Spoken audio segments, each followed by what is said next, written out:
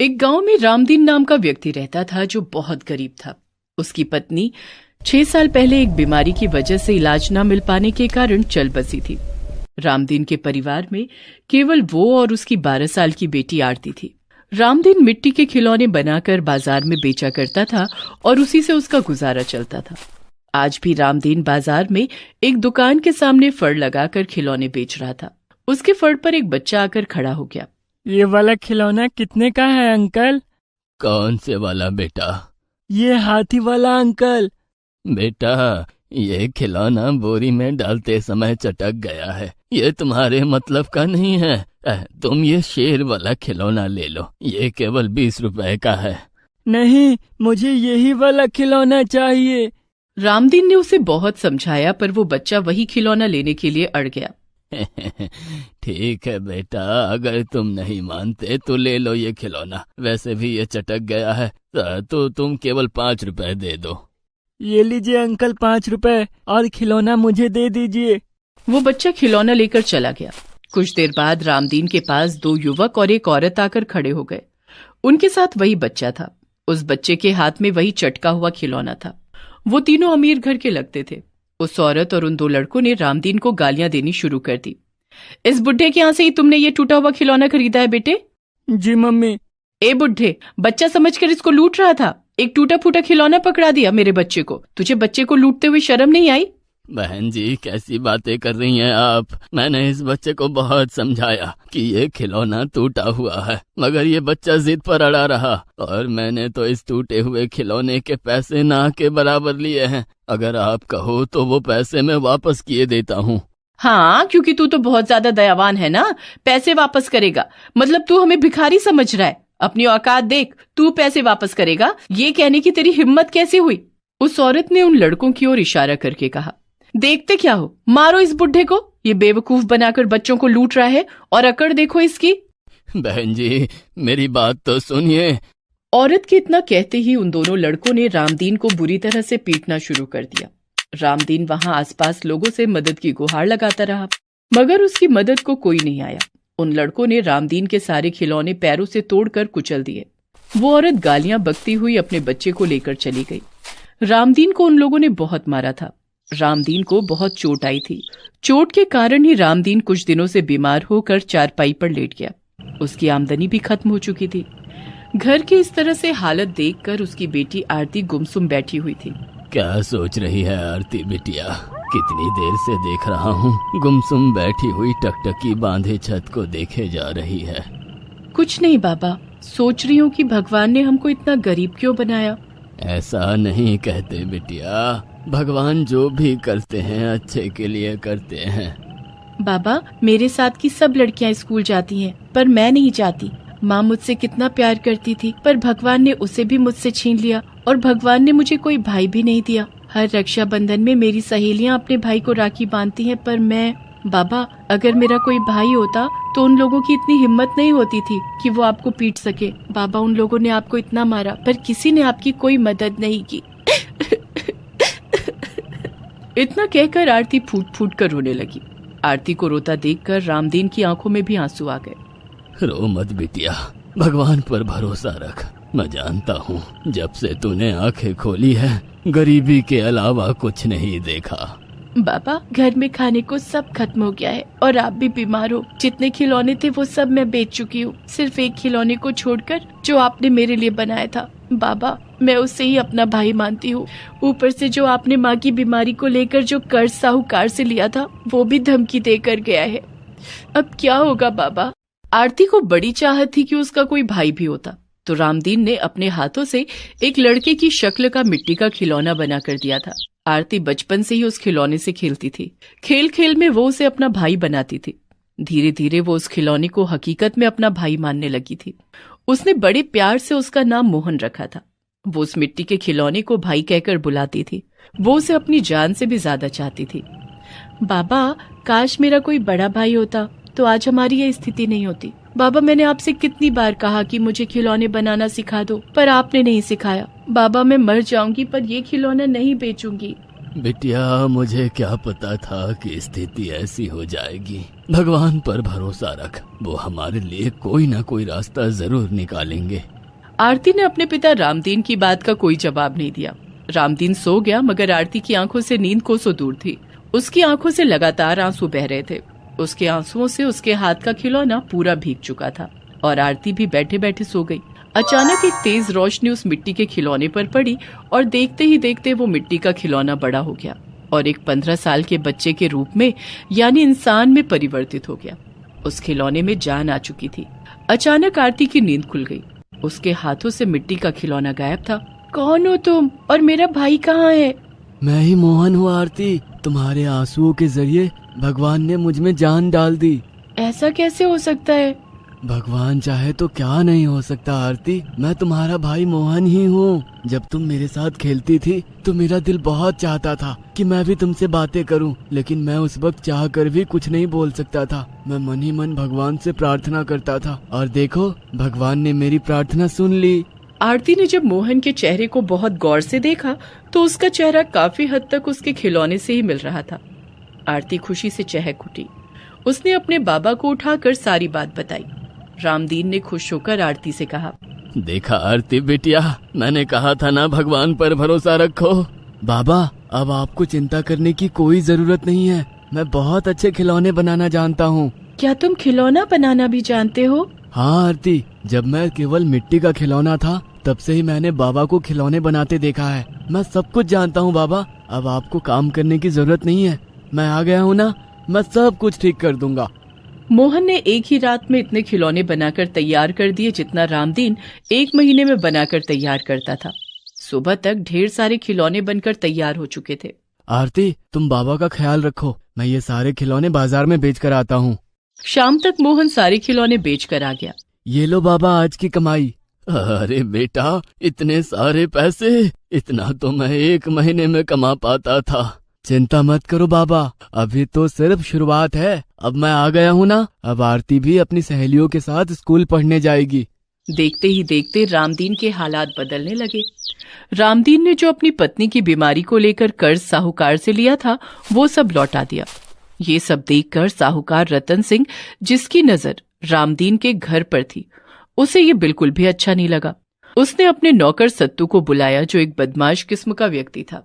सत्तू, समझ में नहीं आता रामदीन के हालात इतने जल्दी कैसे बदल गए। मुझे तो जरूर कुछ दाल में काला नजर आ रहा है। आपने सही कहा मालिक, उस बीमार बुढ़े के तो अचानक दिन ही बदल गए। पूरे गांव में चर्चा है कि उसका एक बेटा भी है।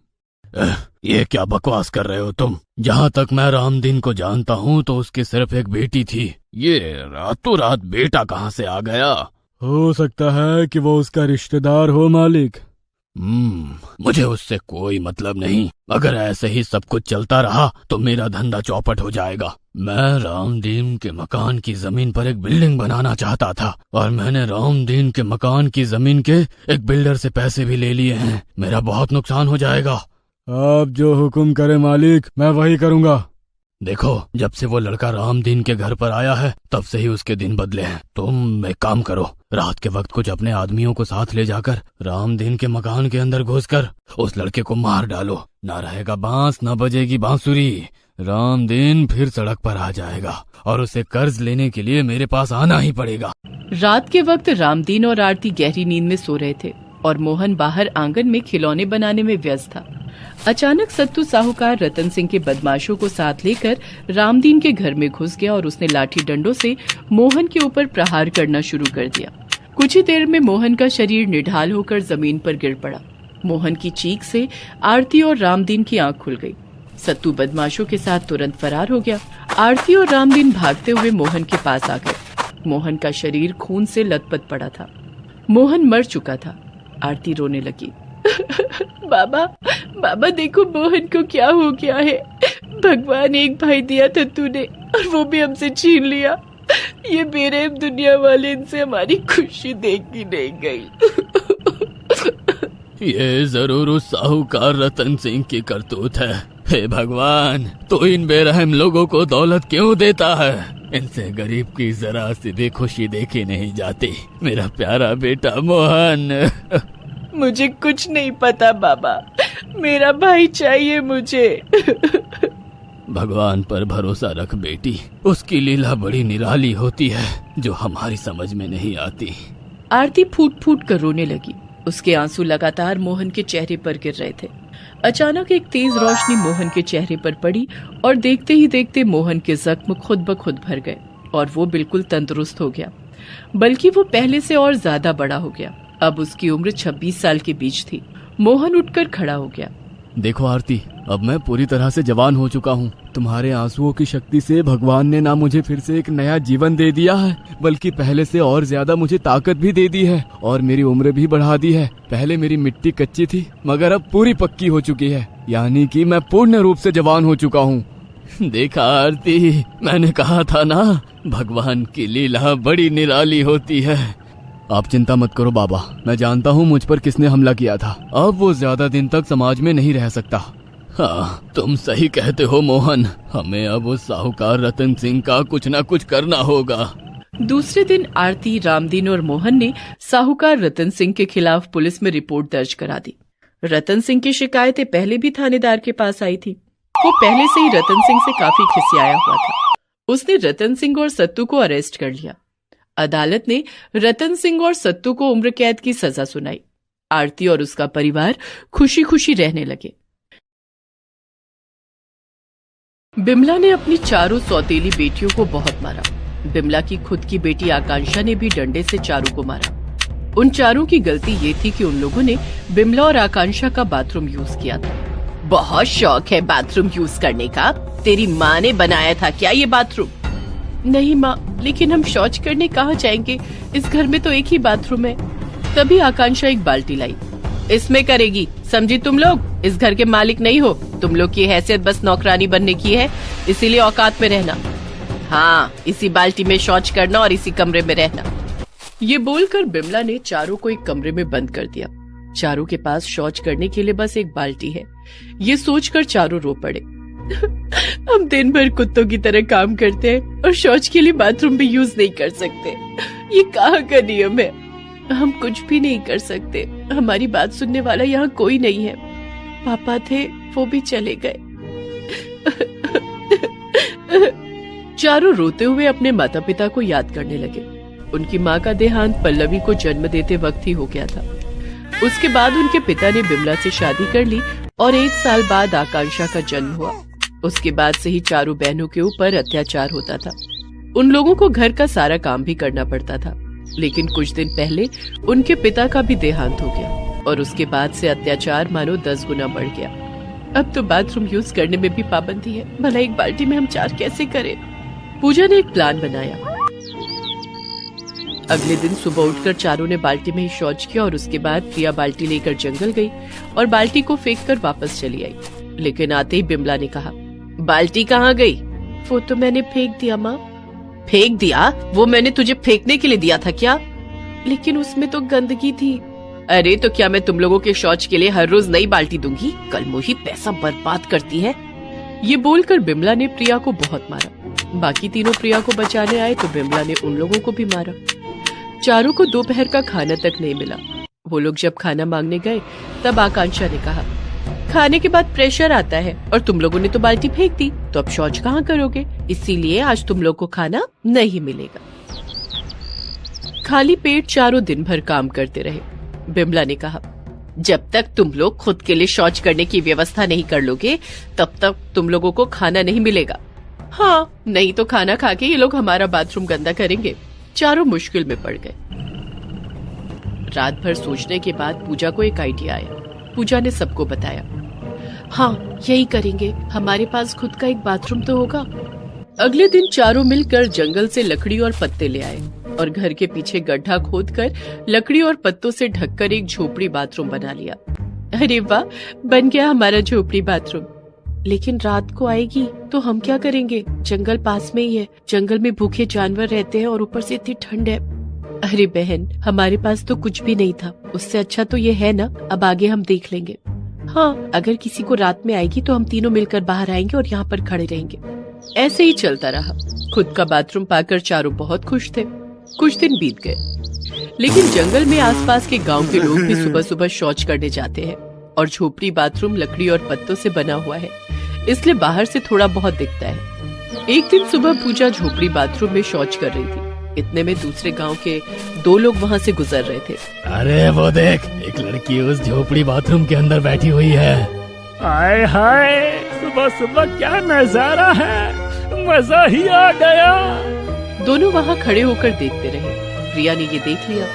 प्रिया तब लकड़ियां छील रही थी। उसके हाथ में बड़ा सा चाकू था। वो चाकू लेकर दोनों के पास गई। और देखना है, आजा, आना। चाकू देखकर दोनों भाग गए। चारों बहनें चिंता में पड़ गई।